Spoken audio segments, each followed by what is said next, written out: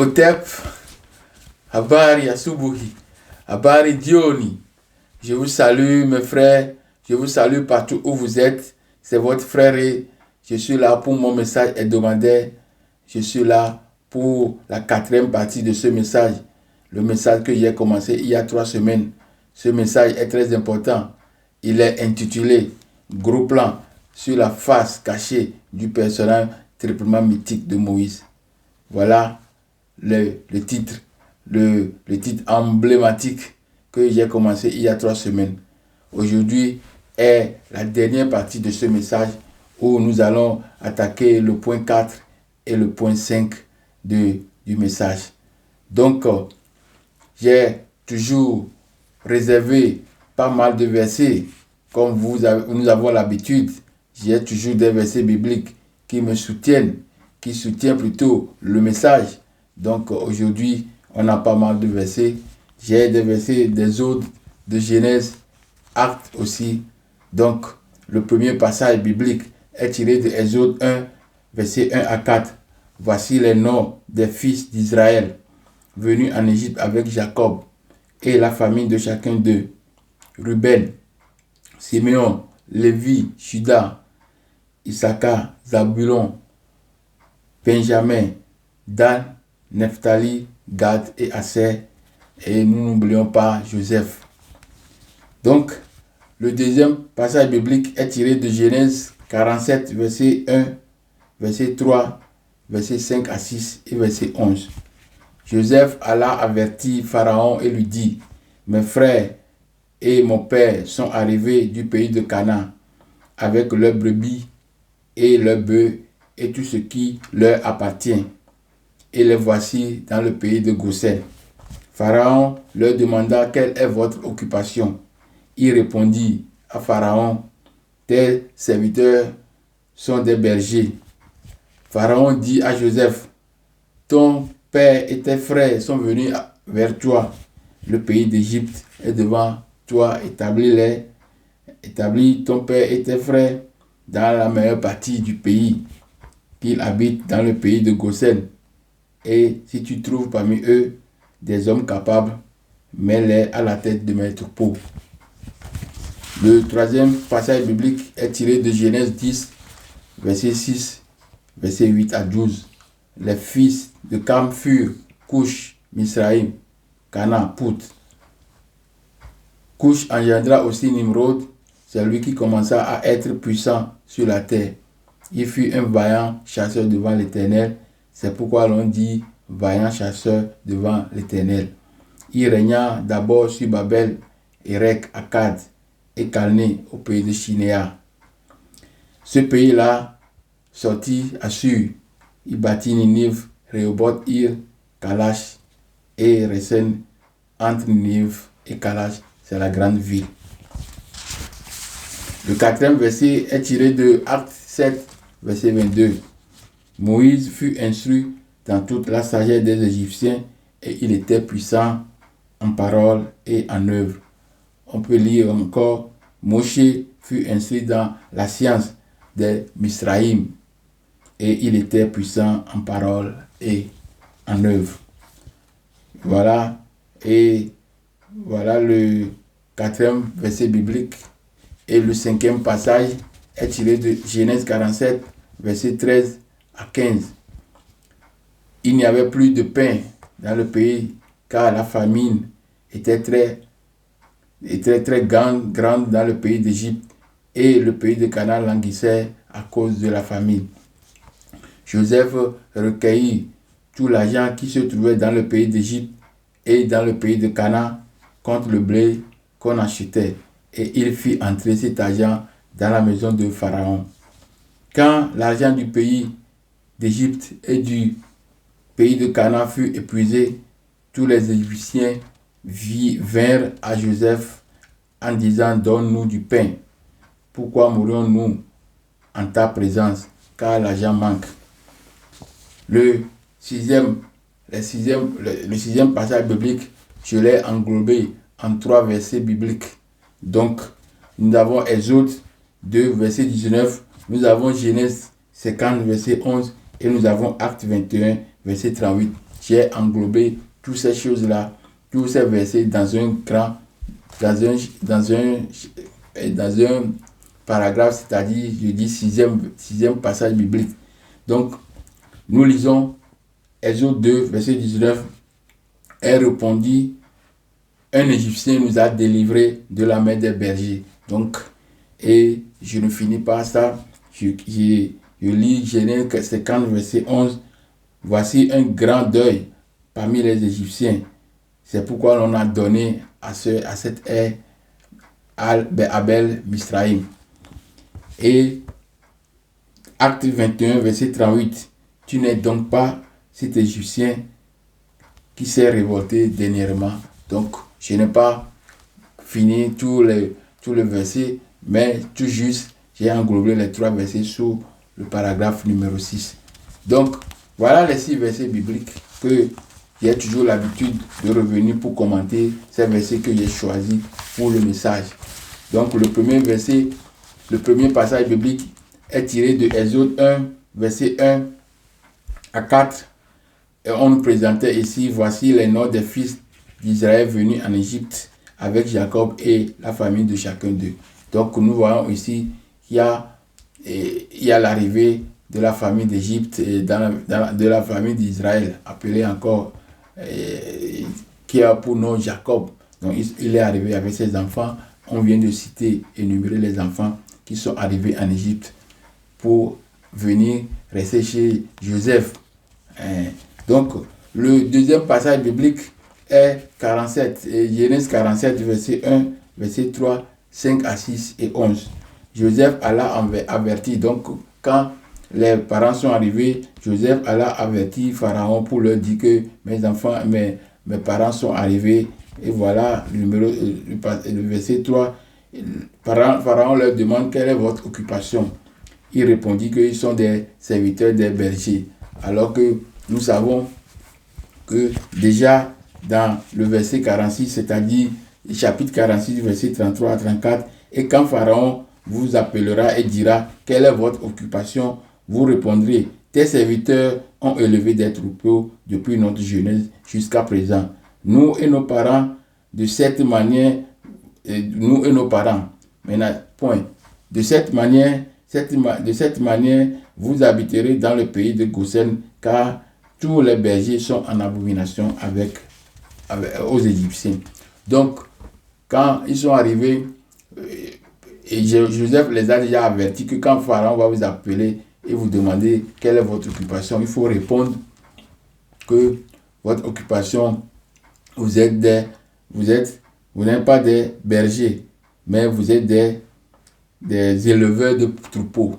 Mais à notre insu ici, quand dans le verset 40 et dans le chapitre 47, verset 1, 3, 5 à 6 et 11, nous remarquons que dans le verset 3, quand Pharaon leur demande quelle est votre occupation, ils ont dit qu'ils sont des bergers.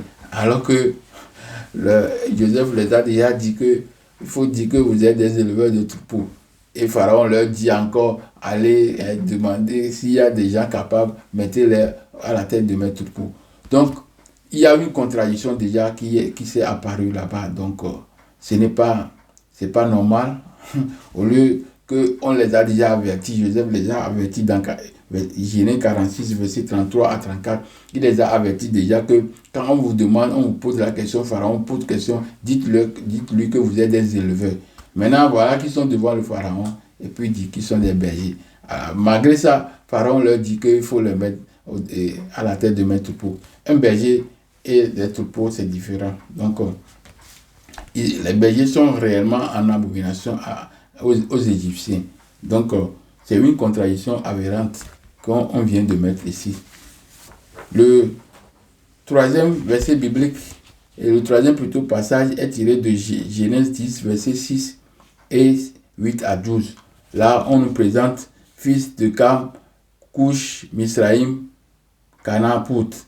Et c'est l'enfant de Couche est encore Nimrod. Et c'est lui qui a commencé à être puissant sur la terre. Donc ici, j'ai toujours mis ce verset dans beaucoup de chapitres, de beaucoup d'études que j'ai fait. Parce que c'est un verset, c'est un passage très fondamental qui montre, qui donne un paysage déjà de l'endroit où les gens là ont vécu. Donc cet endroit, c'était l'enfant direct de Couche, qui est déjà enfant de Cham, ça veut dire que Noir, Kamit, qui était le roi, qui était l'homme puissant, qui réglait les règles administratives, qui réglait les règles religieuses, qui réglait les règles commerciales. Tout ce qui se fait dans la zone là est géré par l'enfant de Couche. L'enfant de Couche qui est Nimrod. Donc ça sous-entend que déjà dans l'endroit là, c'est le fils Kamit qui habite là. Et il ne peut être roi que sur ces gens, les gens de sa propre race. Il ne peut être roi dans son territoire. Parce que tu ne peux pas devenir roi à l'étranger comme ça. Non, c'est impossible. Donc si Nimrod est roi, est puissant et règle tout, a créé des villes comme Erech, Babel, Akkad, Calné, Assur, Ninive, Rehoboth, Hi, Kalash, Resen. S'il arrive à créer ces villes, donc ça veut dire que les villes là sont déjà ce qu'on appelle Mésopotamie. Donc je vous ai déjà montré dans mon étude que Mésopotamie se trouve en Afrique. Donc toutes ces localités que nous avons entendues comme ça, tout ça là était en Afrique. Parce que la Mésopotamie réelle, la Mésopotamie originale est en Afrique. J'ai déjà fait une vidéo que j'ai montré la position de cette Mésopotamie en Afrique. Donc, le roi, c'est lui qui gère. Le roi est roi sur ses serviteurs, sur ses frères, sur ses propres frères de race. Et s'il y a des étrangers parmi eux, ils vont se soumettre au roi. Vous voyez. Donc, Nimrod est un enfant de Couche et petit-fils de Cam. Le 4e verset est tiré de Actes, verset 7 et Actes chapitre 7, verset 32 et verset 22. Vous m'excusez. Donc ici, on nous présente Moïse comme quelqu'un qui a reçu toutes les instructions, toute l'éducation, toutes les informations concernant la kamicité de l'Égypte. Il a reçu ça. Vous voyez. Et il est devenu quelqu'un qui est fort en parole et en œuvre. Donc, tout le bagage de Moïse était déjà un bagage égyptien. Donc, j'ai déjà montré à travers les trois premières parties l'égyptianité de Moïse. Mais nous allons encore montrer beaucoup plus à travers des textes antiques, des textes que les gens nous ont légués et que nos écrivains, historiens, chercheurs, archéologues, tout ça là ont ramené et écrit dans leurs œuvres. Alors nous allons avoir l'occasion maintenant de pouvoir lire certaines pages de ces écrits. Le 6e passage biblique, je l'ai englobé en 3, oui. Ou bien je pense que je dois lire d'abord le 5e. Oui, le 5e. Donc je dois commenter le 5e. Donc le 5e passage biblique est tiré de Genèse 47, verset 13 à 15. Là, il y a la famine en Égypte. Et on dit que Joseph, qui est intendant maintenant après Pharaon, lui, il gérait Canaan et il gérait aussi Égypte. Donc, et il ramenait l'argent de tout ça là dans la caisse du Pharaon. Vous voyez. Donc, si l'Égypte ne gérait pas Canaan, si Canaan n'était pas sous le couvert ou bien sous la gérance des autorités égyptiennes, Joseph n'aurait pas eu cette occasion de gérer cette localité. Donc, si il gérait déjà cette localité, pourquoi ces enfants ne sont pas restés là-bas? Parce qu'il peut maintenant, à travers, même en étant en Égypte, il peut nourrir ses parents là-bas. Mais il les a ramenés encore en Égypte. Mais parce qu'ils sont déjà en Égypte. Vous voyez, tout ça là, j'ai déjà montré ça à travers mes vidéos, beaucoup de vidéos. J'ai montré la position d'Abraham, tout ça là, et à Jacob, tout, ils sont à la même place. Vous voyez. Donc, le 6e passage biblique, je l'ai englobé, il y a englobé 3 versets bibliques. ces versets bibliques témoignent que ces gens-là étaient des Égyptiens parce qu'on les voyait, on les identifiait comme Égyptiens. Donc, quand nous lisons Exode 2, verset 19, les filles de Madian, les filles du sacrificateur Madian, elles répondaient à leur papa que nous sommes revenus si tôt parce qu'un Égyptien nous a sauvés de la main des bergers. Parce qu'on a dit qu'il y a toujours des rivalités autour du puits pour abreuver leurs troupeaux. Donc, il y a un Égyptien les a sauvés de la main de ça. Donc, il a dit que cet Égyptien, qui est Moïse, qui était déjà fatigué, qui n'a pas mangé il y a beaucoup de jours, comme on dit par la Bible, il n'a pas mangé, il est affaibli. Voilà ce monsieur qui est debout avec la petite nourriture que les enfants leur ont offerte. Donc, il a plutôt commencé par avoir beaucoup de force pour se battre avec beaucoup de bergers. Tout ça, là, on doit mettre une interrogation. Donc, Genèse 50, verset 11. Voici un grand deuil parmi les Égyptiens. Donc, pourquoi on dit grand deuil parmi les Égyptiens? Parce que quand Jacob est mort en Égypte, il a demandé que son corps soit enterré auprès de sa famille, son papa, tout ça, là, son grand-père, dans la région Macpéla. Macpéla. Donc, c'est là-bas qu'il a demandé qu'on l'enterre. Donc, ses enfants l'ont amené là-bas. Quand les Cananéens les regardaient, c'est l'Égypte toujours. Ils regardaient, ils disaient, il y a des Égyptiens qui sont venus. Donc, ça veut dire que quand on voyait ces gens-là, leur manière de faire, leurs attroupements, leur parler, leur manière, tout ça là, reflète de l'égyptianité. Donc, c'est pourquoi les gens là, les Cananéens, déjà ont reconnu encore que ce sont des Égyptiens. Donc, le troisième, c'est Acte 21, verset 38. Là, on prenait même apôtre Paul comme un Égyptien. Donc, vous voyez, donc ici, tu n'es donc pas un Égyptien, celui-là qui s'est révolté et dernièrement qui a amené plus de 400 hommes dans le désert. Donc, ici, apôtre Paul, qui dit qu'il est juif de la tribu de Benjamin et qui habite en Jérusalem. Alors, quand on l'a attrapé, il s'est défendu, il parlait au tribun en disant que, quand il parlait au tribun, le tribun a remarqué que, toi tu n'es pas grec, tu parles grec, moi je pensais que tu es égyptien. Donc ça veut dire que quand on voit même Paul, apôtre Paul, on le prenait comme égyptien. Donc ça c'est du nouveau. Parce que c'est avec l'arrivée du Nouveau Testament qu'ils ont encore repris ces exemples-là. Donc, voilà, je suis arrivé à la fin de ces commentaires que j'ai l'habitude de faire pour le message, pour les passages bibliques que j'ai retenu ou bien je retiens pour ce message. Pour la plupart des messages, je fais des commentaires bibliques. Je fais des commentaires sur ces textes bibliques qui vont soutenir mon message. Donc, mes frères, mes soeurs, mes amis, mes connaissances de près, de loin, mes aînés, j'aimerais dire que je suis très heureux de me retrouver encore devant vous ce soir. Le message ici, gros plan, sur la face cachée du personnage triplement mythique de Moïse. Depuis 3 semaines affilées, nous avons tous braqué nos projecteurs sur le personnage légendaire de Moïse.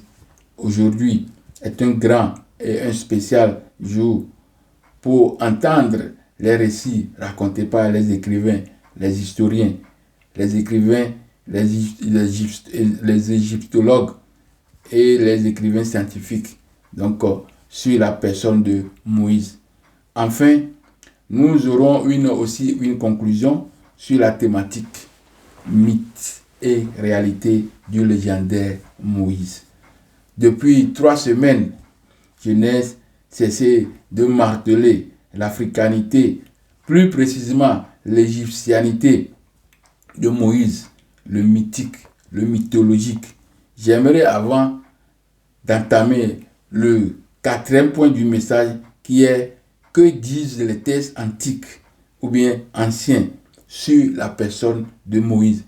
Avant d'aborder ce point, je vais brosser une fois encore les différences entre le nom ou bien les mots suivants hébreu, israélite, juif, d'après la Bible. Je vais encore brosser. J'ai déjà parlé de ça, mais dans ce message, comme c'est la dernière partie fin, nous devons encore avoir une idée sur la définition de ce thème. C'est-à-dire que signifie réellement qui est hébreu, qui est israélite, qui est juif. Donc, d'abord, nous commençons par hébreu. D'après la Bible, ce sont les descendants du patriarche Hébert que nous retrouvons dans Genèse 10, versets 21 à 22 et Genèse 24, verset 25. Donc, nous retrouvons dans cette partie, je peux lire rapidement Genèse 10, verset 21 à 22. Genèse 10, verset 21 à 22. Il naquit, je lis, il naquit aussi des fils à Sem, père de tous les fils d'Héber et frère de Japheth l'aîné. On nous dit ici qu'il naquit au fils de Sem, père de tous les fils d'Héber et frère de Japheth. Normalement, Héber n'est pas le frère de Japheth. Donc, ils ne sont pas de la même génération. Normalement, Japheth a pour frère Sem et a pour frère Cam. Maintenant, ici, on nous dit qu'il naquit au fils de Sem, père de tous les fils d'Héber. Héber est plutôt le petit-fils de Sem. Donc, c'est une erreur, ou bien une faute comme d'habitude, qu'on glisse toujours dans les paroles pour pouvoir faire passer leur message. Parce qu'on disait qu'il naquit pour Sem, père de tous les fils d'Héber. Père, Sem n'est pas le père de tous les fils d'Héber. Héber est venu bien après. Sem a fait enfant Apachad.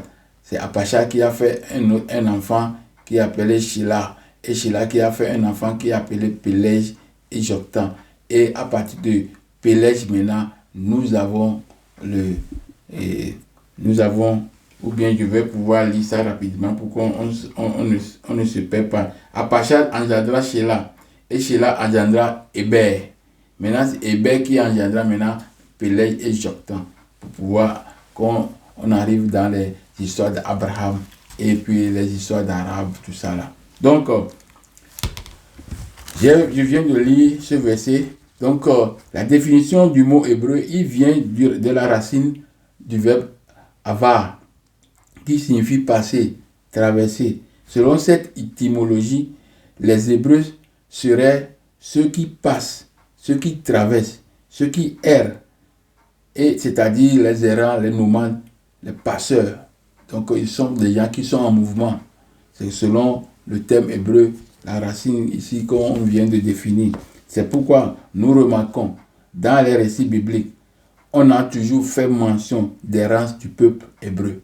Donc dans toute la Bible, quand on va parler des Hébreux, on parle toujours de nomades. Donc c'est à cause de ce mot Héber on a là-bas. Donc Héber, c'est pourquoi, voilà, je viens de lire tout ça là. J'aimerais vous informer que le nom hébreu dérive directement du nom Héber, patriarche Héber. Donc ils ont dit que Héber veut dire hébreu. Car nous ne connaissons pas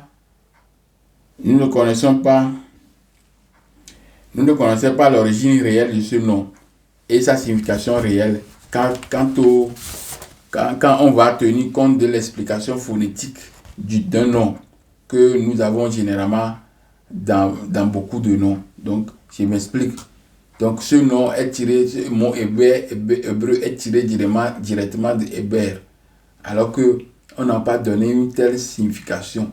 Il n'y a pas de signification. Seulement, nous savons que hébreu s'est déplacé, avar. Donc, maintenant, on a collé cette définition directement à Héber, parce qu'eux-mêmes, ils ont écrit ce nom Héber là-bas pour pouvoir déduire hébreu dedans. Mais d'après ce que nous avons l'habitude d'avoir, c'est-à-dire le lexical des noms, phonétiques des noms, leurs explications, quand je donne, par exemple, Marie ou bien Myriamon, Marie veut dire aimer, Myriamon veut dire aimer de Dieu, aimer d'amour plutôt, pas de Dieu, aimer d'amour, amour est Dieu quand même. Donc, ou bien on peut aussi Toutmosis, engendré de toutes. Donc, Toutmosis, engendré de toutes. Donc, chaque nom a des significations. Et les noms même s'expliquent eux-mêmes. Donc, comme d'habitude, nous avons des choses comme ça. Donc, nous n'avons pas une explication là d'Héber. Donc, Héber est venu Dru. On nous a téléporté ça et puis on commence pas à faire une démonstration. Non. C'est pourquoi j'ai tenu à donner des exemples concernant les noms phonétiques, lexicales, syntaxe de ces noms et qui s'expliquent d'eux-mêmes. Quand j'ai donné l'exemple aussi, je peux donner l'exemple de Pta Amos. Pta Mosé, ça veut dire enfant de Pta, ou bien engendré par Pta, ou bien né de Pta. Nous avons aussi Théodore, le don de Dieu. Théophile. Théo veut dire Dieu, Phili veut dire aimer. Vous voyez, le nom Théophore, le nom Théophile a son expression. Le nom même s'explique de lui-même. Donc, et nous pouvons donner aussi l'exemple de grâce. On appelle les gens grâce. Grâce du latin gratia, la bienveillance, la faveur, le remerciement. On pouvons aussi avoir le nom comme Amenemes. Ça veut dire que Mes, ça veut dire engendré, comme Mosé. Donc, Amenemes, né d'Amon, ou bien Ramsès, né de Ra, Ka, Mosé, né d'énergie, né de Képri, né de Ka, Dieu donné, Deo, Datus, Dieu, Deo, Dieu, et Datus, donné, don de Dieu. Donc, chaque nom a leur signification et ça s'explique de lui-même et on peut comprendre. Donc, le nom Héber, le cas d'Héber ne conforme pas à cette méthodologie lexicale, syntaxique et phonétique que je viens de donner. Ça ne correspond pas. Donc, ça conduit à une manigance, à un petit montage, voilà, à un petit couleuvre. On nous a fait avaler ça directement, alors ce qui n'est pas normal. Donc, c'est pourquoi nous sommes partis très loin, compte tenu de cette ombre qui est autour de Héber. C'est pourquoi nous sommes partis très loin pour chercher réellement la signification de hébreu. Vous voyez. Donc, en passant par Héber, nous avons deux enfants, un appelé Pélège et un appelé Joktan. Donc, pour l'explication réelle même d'hébreu, je réserve ça pour la fin ou bien dans la conclusion même de ce texte ou bien même dans les récits antiques que nous lisons dans des bouquins des écrivains et historiens, archéologues, tout ça là. Donc, je réserve cette explication là-bas, le mot hébreu réellement. Donc, hébreu, on peut le retrouver dans Genèse 10, versets 25 à 29. Il naquit à Héber deux fils. Le nom de l'un était Pélège, parce que de son temps la terre fut partagée, et le nom de son frère était Joktan. Joktan engendra Almod, Shelep, Hatsamarve, Jéra, Adoram, Uzal, Tikla, Oba. Donc, tout ça là, c'est le nom de Pélège, ça, des enfants, des descendants de Pélège, ça. Et le nom des descendants pas de Pélège, mais de Joktan. Maintenant, ici, dans Genèse 11, verset 18 à 27, Pélège engendra, Pélège âgé de 30 ans engendre Réou. Réou, âgé de 32 ans, engendre Sérou. Sérou, âgé de 30 ans, engendre Nachor. Nachor, âgé de 29 ans, engendre Terach. Terah, âgé de 70 ans, engendre Abraham, Nachor et Aram. Abraham aussi a eu Ismaël d'Agar, l'Égyptien. Il a eu Isaac de Sarah et il a eu aussi 6 enfants de Ketura. Donc, les 6 enfants de Ketura, on peut le lire dans Genèse 25, verset 1 à 2.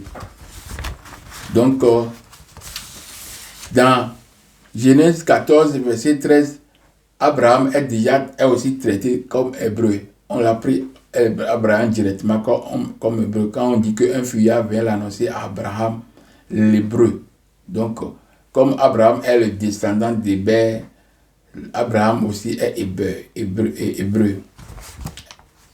Descendant d'Héber, il est appelé hébreu. Donc, dans la Bible, et non dans les récits bibliques, extra-bibliques plutôt, d'après la Bible, les enfants d'Abraham et les enfants du frère de son arrière-grand-père, c'est-à-dire Joktan. Parce que quand Héber a pour deux enfants,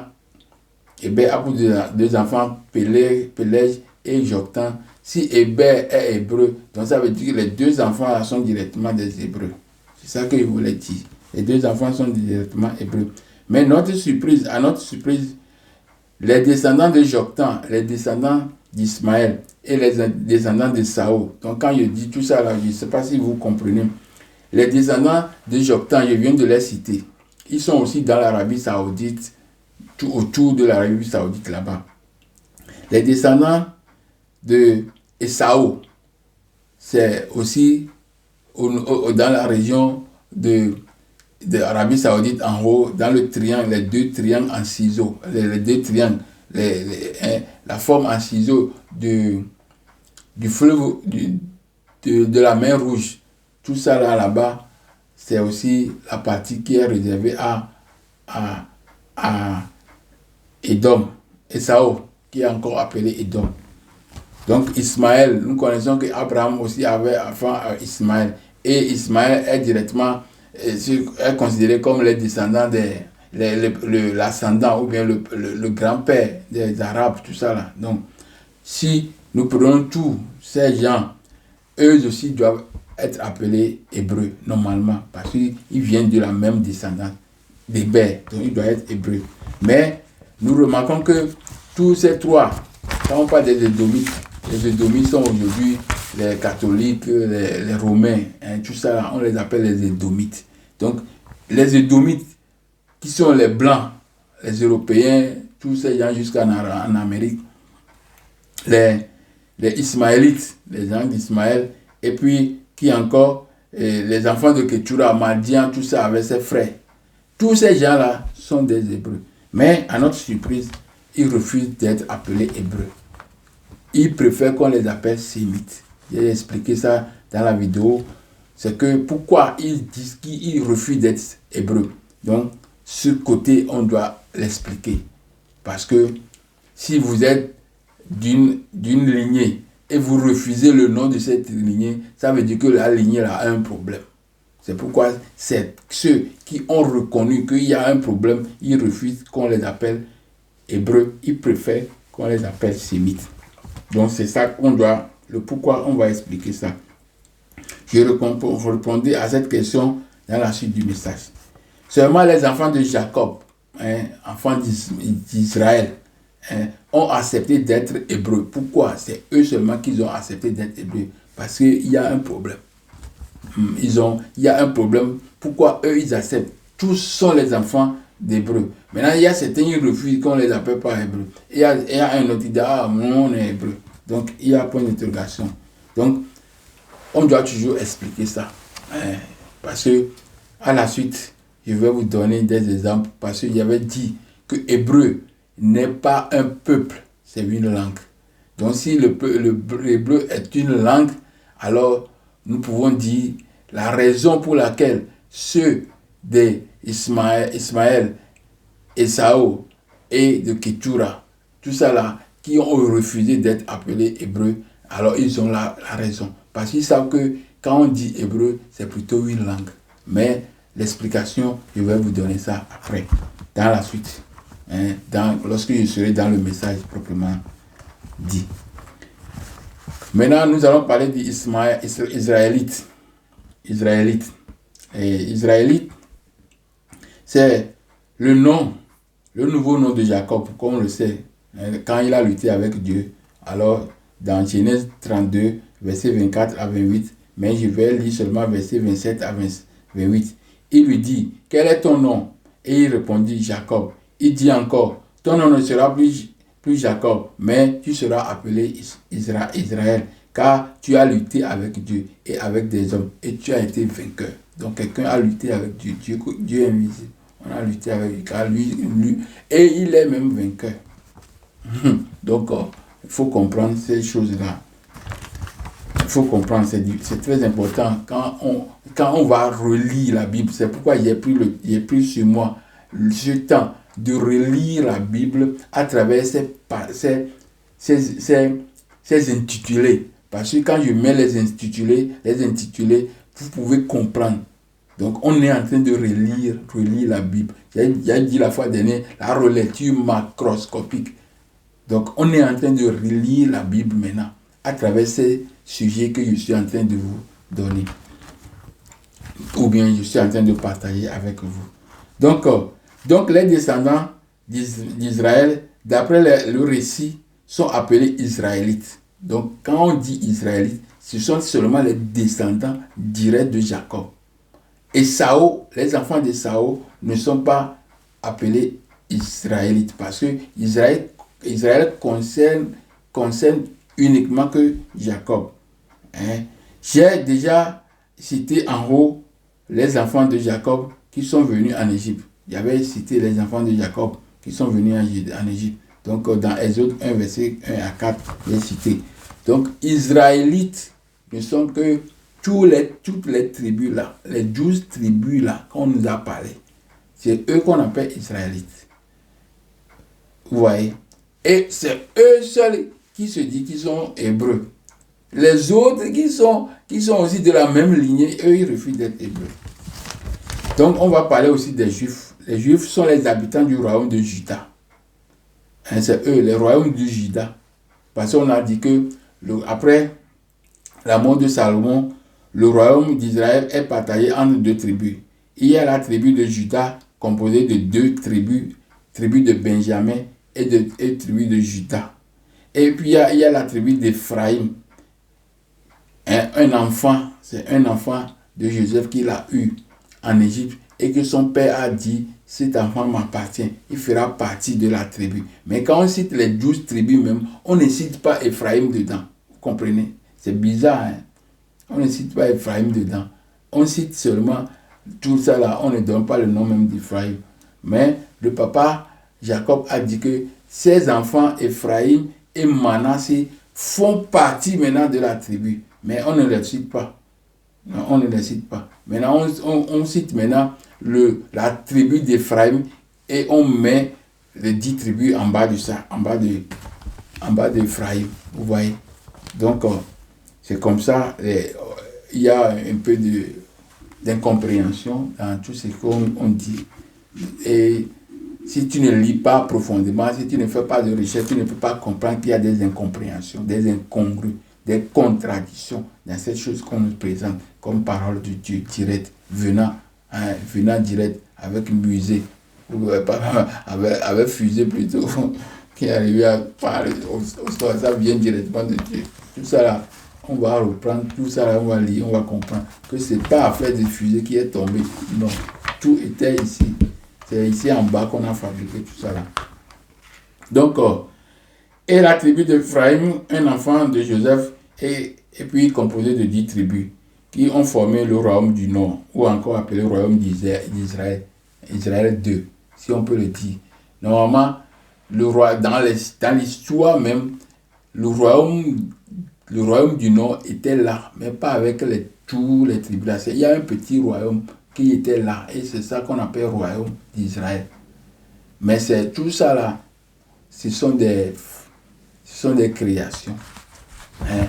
Parce qu'il faut que les gens là même existent avant qu'on fasse d'eux un peuple.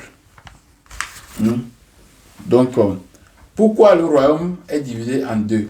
Vous verrez dans le récit quand vous lisez 1 Roi chapitre 11, 1 Roi chapitre 11, verset 29 à 31, vous aurez le récit.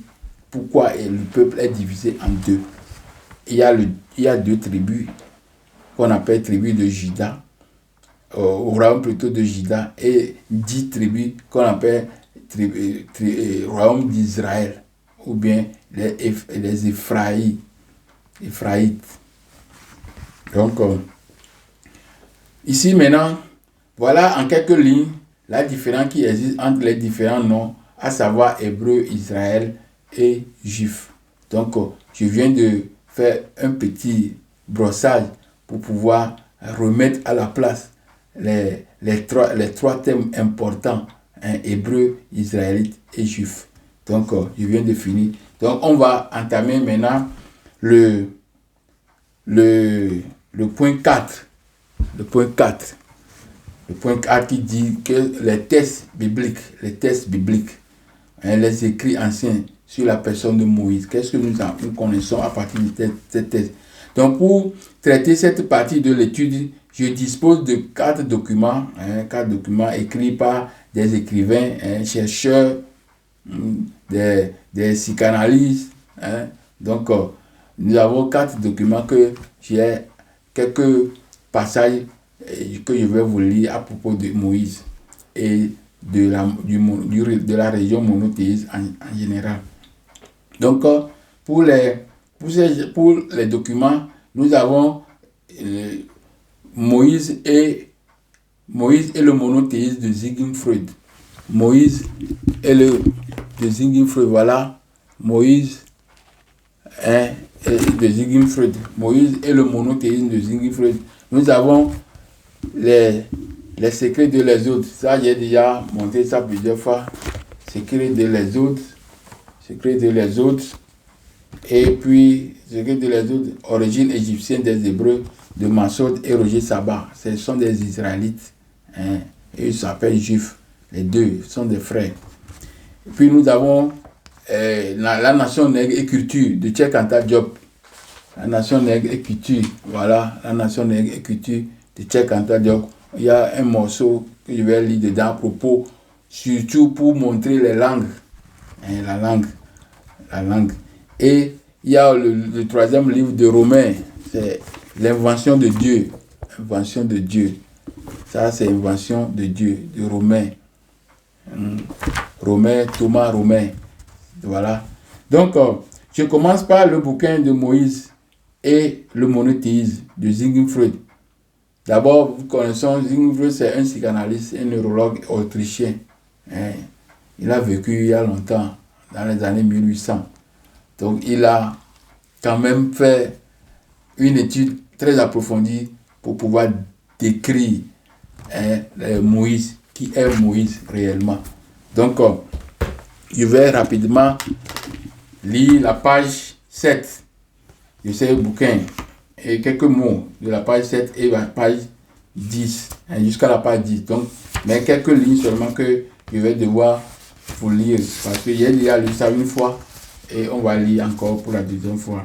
Moïse, l'homme qui fut pour le peuple juif un libérateur et qui lui donna ses lois et sa religion, appartient à une époque si lointaine qu'on se demande tout de suite s'il doit réellement être considéré comme un personnage historique ou s'il n'est qu'une figure de légende. Donc j'ai expliqué légende, légendaire. Quelqu'un peut être un homme qui a vraiment fait donner beaucoup à un pays, à une région. On peut dire qu'il est légendaire. C'est un homme, il est légendaire parce qu'à cause de tout sa contribution. Mais cette fois-ci, on parle aussi de légendaire quand on fait des récits fabuleux, des récits de rêves, tout ça là. Donc on crée un personnage plutôt légendaire pour pouvoir animer le récit. Donc, nous ne possédons sur lui d'autres renseignements que ceux que nous donnent les livres saints et les traditions écrites. Donc là, à propos de Moïse, ils disent qu'ils n'ont rien, ils n'ont pas d'informations sur lui.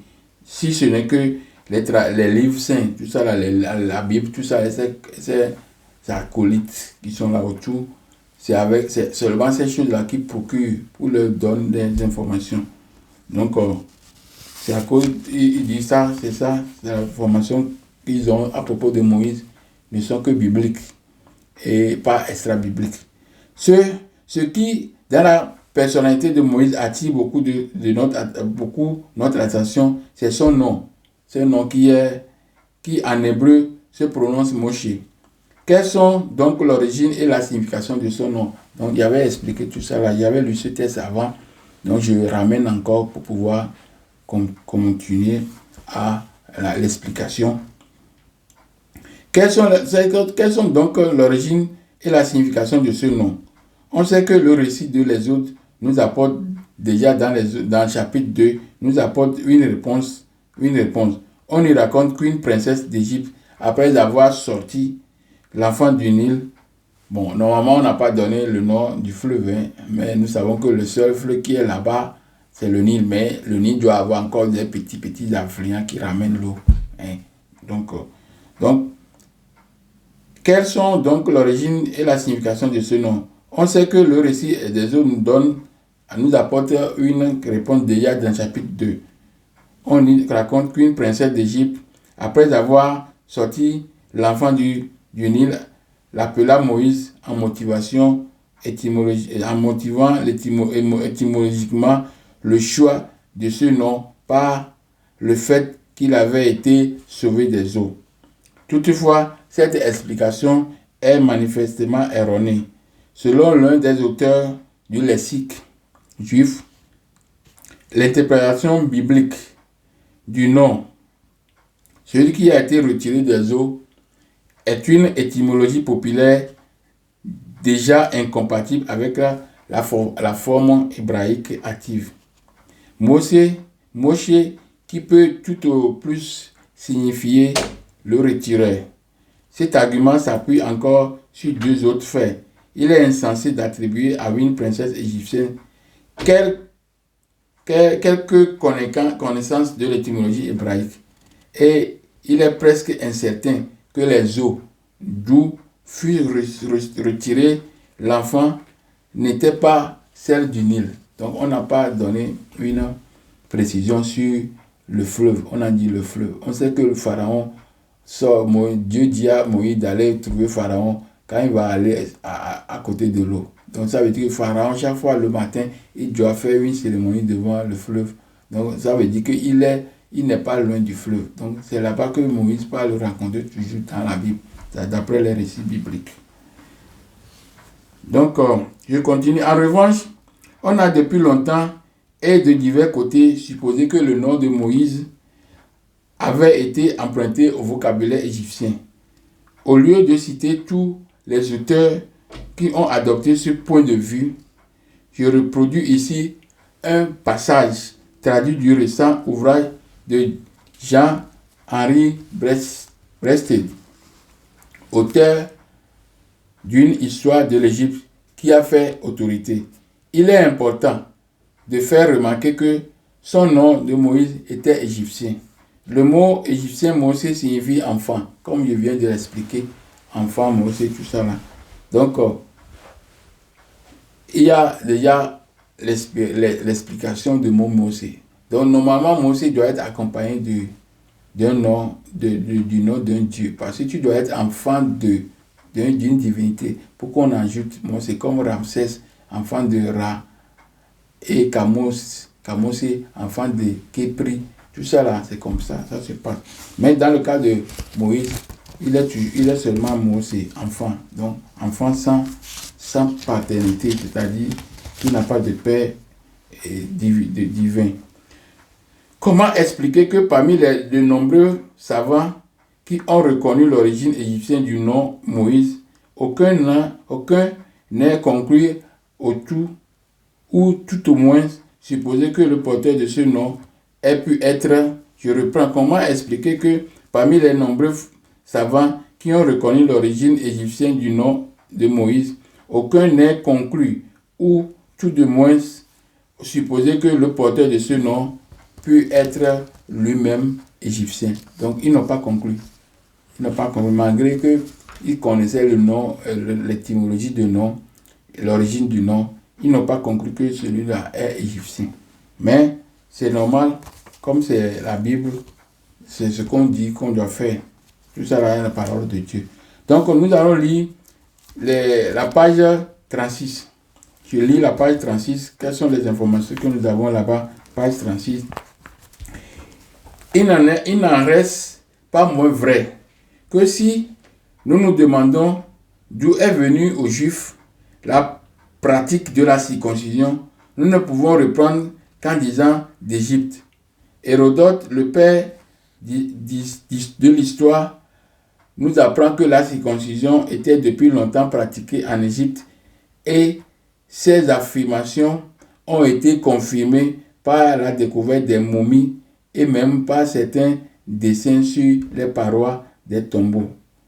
Donc, nous disons que si on parle aussi de la circoncision, donc la circoncision, normalement, c'est une pratique de l'Égypte antique. Donc, c'est ça que Hérodote dit que si même on dit que Moïse était aussi, à part Abraham, Moïse a conservé ou bien a rappelé encore, a réitéré à travers la loi qu'il a reçue de Dieu que la circoncision doit être une pratique juive. Il dit que cette pratique, si Moïse retient ça pour les Hébreux, ça veut dire que eux-mêmes, ils sont des Égyptiens. Donc c'est ça que Zwingli dit. N'oublions pas que la circoncision était en Égypte, où il y a une coutume partout répandue dans le peuple. Et admettons même que Moïse aussi était aussi un Égyptien. Donc, c'est ce que Zwingli nous dit sur la page 36 et 37.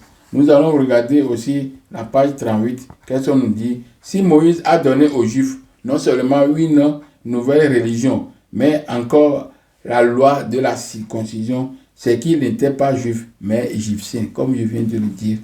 D'où il s'ensuit que la religion mosaïque de Moïse était vraisemblablement une religion égyptienne. Non pas celle du peuple trop différent, mais la religion d'Aton, avec laquelle la religion juive concorde sur bien des points importants. Donc, si ils ont la religion là, donc c'est la religion d'Égypte. Et cette religion est la religion d'Akhenaton, du dieu solaire encore Aton. Donc, et il y a une conformité dans les pratiques. C'est pourquoi la plupart des pratiques des Juifs, on voit que ce sont des pratiques de l'Afrique antique. Ou bien pas de l'Afrique antique, de l'Égypte antique et de l'Afrique de présent.